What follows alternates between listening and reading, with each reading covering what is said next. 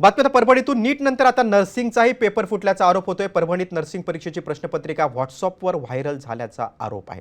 परीक्षा सुरू असतानाच प्रश्नपत्रिकेचा मोबाईलमधून फोटो काढून तो पाठवल्याचा आरोप आहे। या प्रकरणी आता महिला पर्यवेक्षिका राखी चव्हाण, तिची बहीण राखी चव्हाण यांच्यासह 5 जणांविरोधात गुन्हा दाखल करण्यात आलाय। केंद्र निरीक्षकांच्या तक्रारीवरून कारवाई झालेली आहे। प्रश्नपत्रिका कुणाला पाठवली याचा तपास आता पोलीस करतात। पोलिसांनी आणि नर्सिंग कॉलेजच्या प्राध्यापकांनी मात्र या प्रकरणावर प्रतिक्रिया देण्यास नकार दिलाय।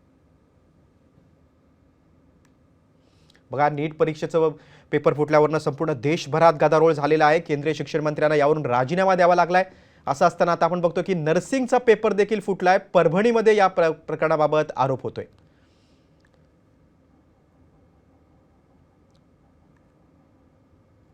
या प्रकरणी महिला पर्यवेक्षिका राखी चव्हाण आणि तिची बहीण यांच्यासह 5 जणांविरोधात गुन्हा दाखल झाला। केंद्र निरीक्षकांच्या तक्रारीवरून ही कारवाई झालेली आहे। प्रश्नपत्रिका कुणाला पाठवल्याचा तपास पोलीस करतात। दरम्यान या प्रकरणावर बोलण्यास मात्र पोलिसांनी आणि नर्सिंग कॉलेजच्या प्राध्यापकांनी प्रतिक्रिया देण्यास नकार दिलेला आहे।